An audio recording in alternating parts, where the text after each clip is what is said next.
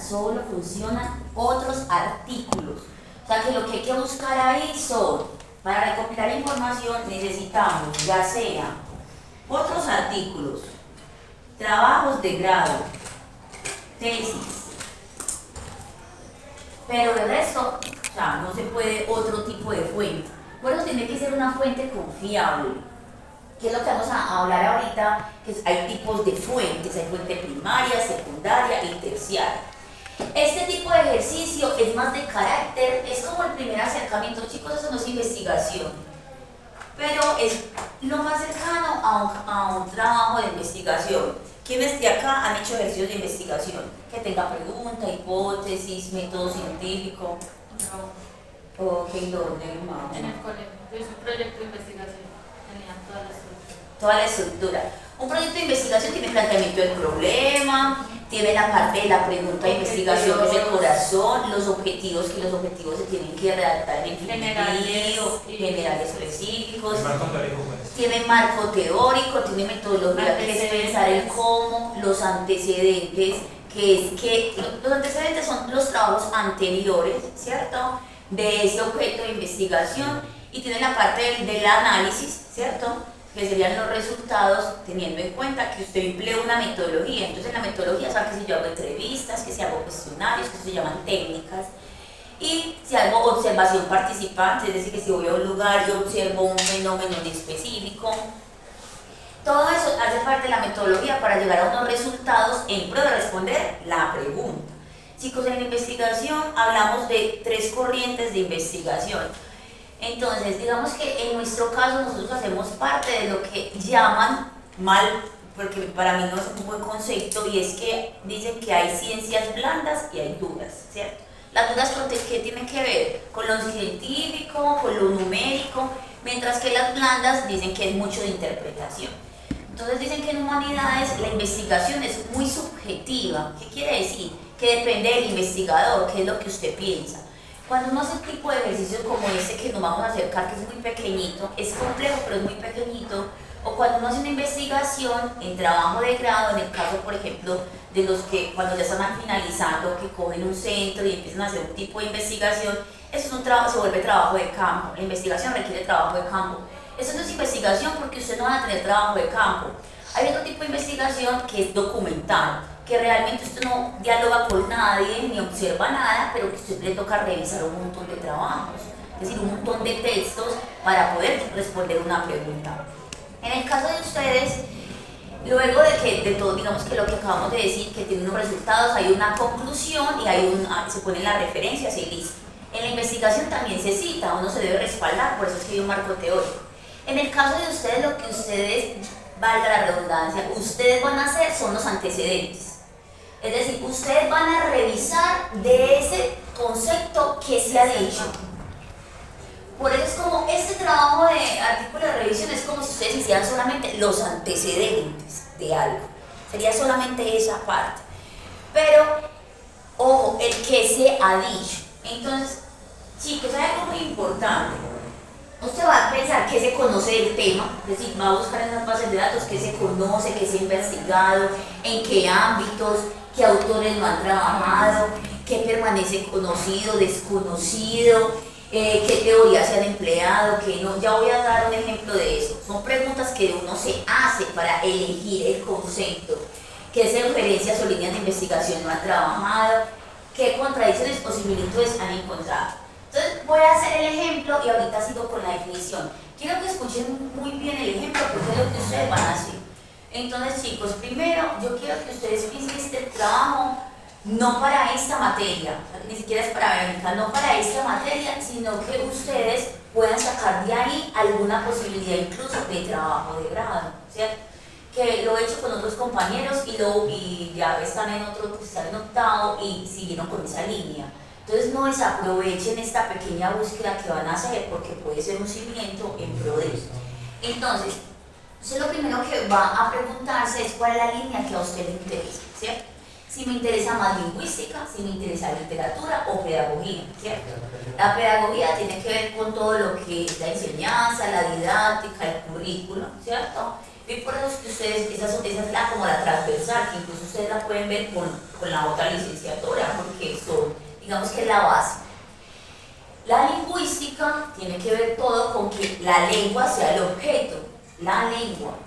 Entonces ahí están todos los niveles de la lengua, la fonética, la fonología, que refiere a uno, ¿cierto? Una cosa es la gramática, otra cosa es el sonido, está la semántica, está la pragmática, está la morfología, está sintaxis, está sociolingüística y está etnolingüística.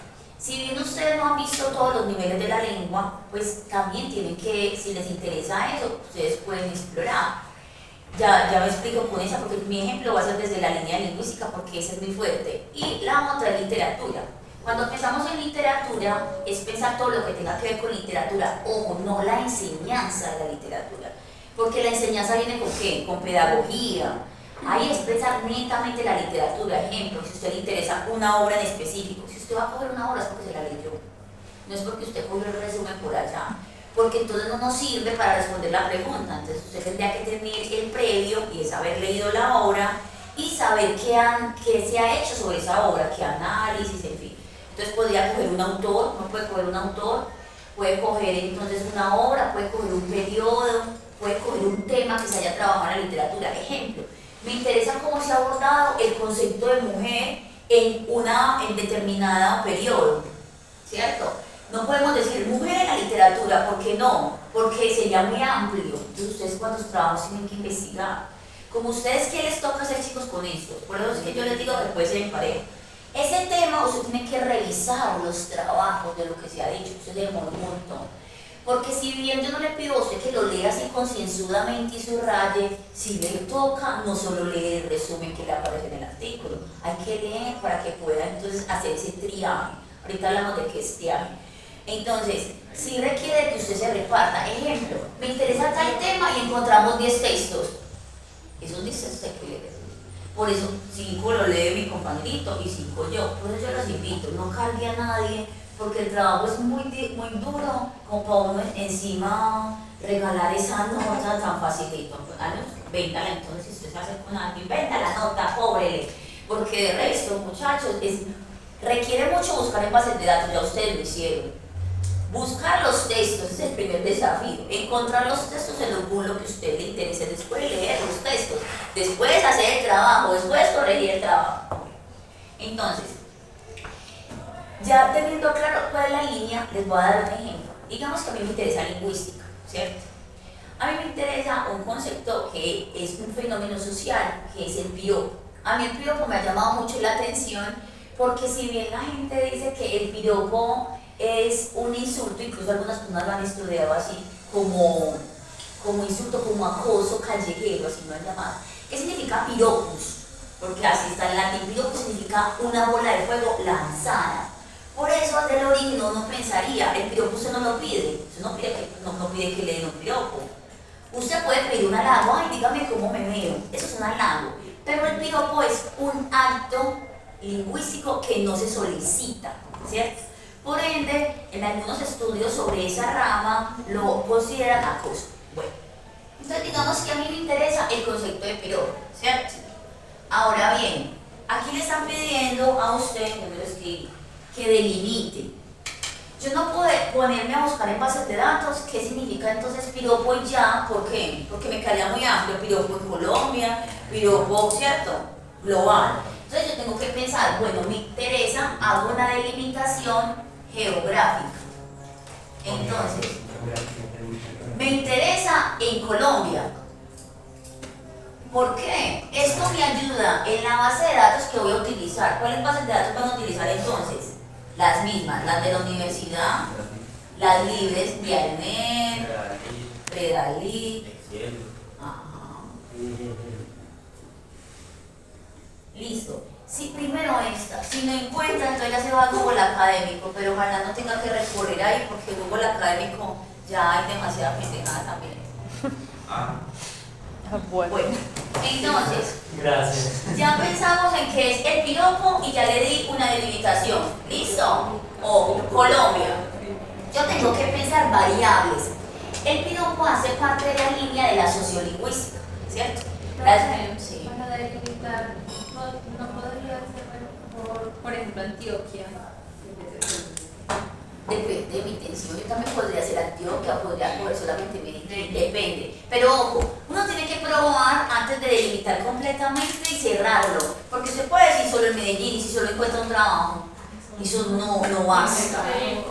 Ajá, exacto, muy bien, vamos. O sea, hay que empezar a, no tan grande, pero sí un sector y dependiendo, si 50, por ejemplo, 400 trabajos en Colombia, y ¿en qué momento voy a leer todo eso? Solo tengo 15 días, eso no me da. Yo digo, bueno, vamos a mirar cuánto hay en Antioquia.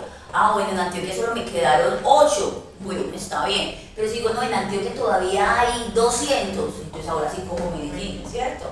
Pero se tiene que ir haciendo eso, porque si usted cierra, hay dos fenómenos que pasan cuando uno está investigando. Una cosa se llama ruido y la otra es la ausencia. Ruido es cuando se encuentra demasiada información.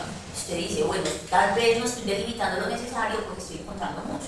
Pero la otra es la ausencia, ¿cierto? Cuando hay vacío, yo sé de dónde voy a sacar, yo no me puedo inventar la información. Entonces hay que empezar, ¿cierto? Chicos, entonces, listo, ya cogí Colombia, el piropo de Colombia. Ahora, en sociolingüística uno trabaja, cuando hace investigaciones, con variables. Ejemplo, no es lo mismo como habla una mujer a un hombre, no es lo mismo como habla una mujer de 40 años a una mujer de 20 años, ¿sí ven? No es lo mismo como habla una mujer, un hombre, dependiendo de la edad y si ha estudiado, es decir, que si tiene un nivel de educabilidad. Tampoco es lo mismo una mujer o un hombre que haya estudiado, que tenga cierta edad, un nivel de educabilidad y que tenga un estrato social nato. Es decir, la cual de nacimiento. Usted de nacimiento pertenece a un, llamémoslo, a un nivel como lo estratifican uno, no sé qué, y otra cosa es el nuevo rico y otra cosa es el de origen, chicos, eso cambia, eso cambia. Entonces, yo empiezo con las variables, entonces yo puedo hacer mi delimitación frente, lo que llamaría temáticamente, pensando en variables. A mí no me interesa el piropo de todo el mundo, sino que me interesa solamente de los hombres. Las mujeres tiran piropos, ese sería el verbo, lo tiran. A veces, pero no. Sí, tan- pero no prevalece. Exacto. Ajá, entonces digo, me Es interesan más los común hombres. en hombres. Exacto. Pero ahora yo digo, me interesan los hombres con qué características, ¿cierto? ¿Por qué? Porque también hay estudios que yo puedo encontrar que dicen que quienes tiran piropos, creo que ese incluso es el estereotipo, son los que, los obreros, ¿cierto? Ajá, los constructores, en fin. Entonces, aquí yo podría pensar, bueno, entonces que sea un tipo de estrato, no sé, ¿cierto?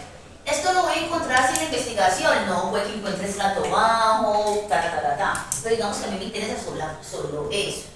Entonces así voy delimitando. Ojo, yo delimito temporalmente. Las investigaciones, a mí me interesa el piropo, pero ¿será que por allá a mi abuela, no sé, siglo XX decían piropos? ¿O será que eso es un fenómeno nuevo? ¿Ustedes qué creen? No, que siempre han estado ahí presentes.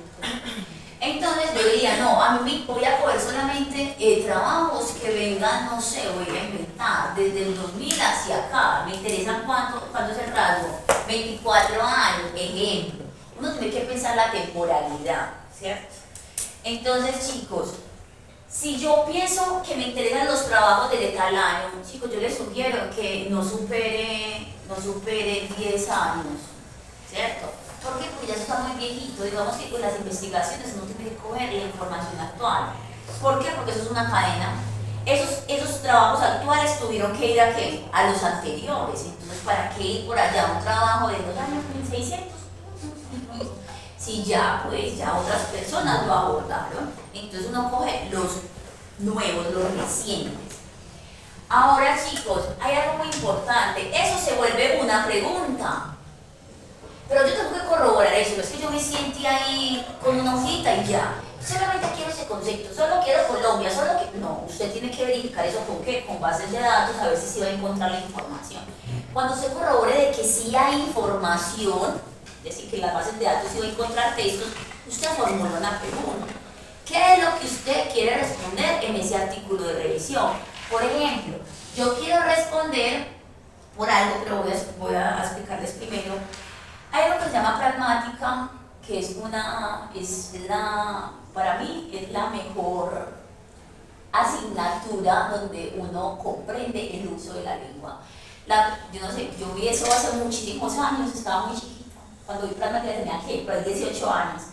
Y me cambió la vida esa asignatura. Una, pues encontré una cosa que estaba muy loca, me gusta la gente loca. Dos, comprendí para qué sirve la pragmática. La pragmática es el estudio de la lengua en contexto, en uso. Entonces, es donde a uno le enseñan que todo lo que usted dice y no dice tiene una intención. Entonces, ¿cómo usted aprende ahí cómo identificar una ideología sin tener relación de derecha a izquierda? Cómo mirar lo no verbal, cómo manipular, cómo comprender la intención, cómo generar efectos, para qué sirve la cortesía verbal. Esas son puras teorías, cortesía verbal, actos de habla. Entonces resulta que en esa asignatura ustedes van a aprender algo que se llama efecto perlocutivo. Hay algo que se llama acto locutivo, ilocutivo y perlocutivo. ¿Qué es el acto? Cuando usted habla, eso es un acto, eso es una acción, una actividad. Pero entonces, cuando yo tengo una intención, eso se llama acto ilocutivo. Pero el acto perlocutivo es lo que yo logro. A mí no me haces un favor, puedes abrir la puerta. Ese es el ejemplo, no lo tienes que parar. Listo. El acto perlocutivo es cuando yo, por ejemplo, por medio de una pregunta o una orden, ¿cierto? Logro que alguien haga algo. Todo el tiempo nosotros, por eso es que yo les digo, hay una aprende a manipular. Todo el tiempo nosotros nos comunicamos, dependiendo de cómo usted lo diga, puede lograr cosas en las personas. Entonces, a mí me interesa identificar el efecto perlocutivo. ¿Qué quiere decir? Lo que el piropo de los hombres logra, ¿dónde? ¿Dónde? No. En las mujeres. En las mujeres. No. Obvio, pues sí, Colombia, pero ¿de dónde las mujeres de Colombia? Ojo, entonces me interesa lo que esto, a partir de lo que los hombres emiten como piropo, logran en las mujeres de Colombia. Ojo, hay algo muy importante con eso.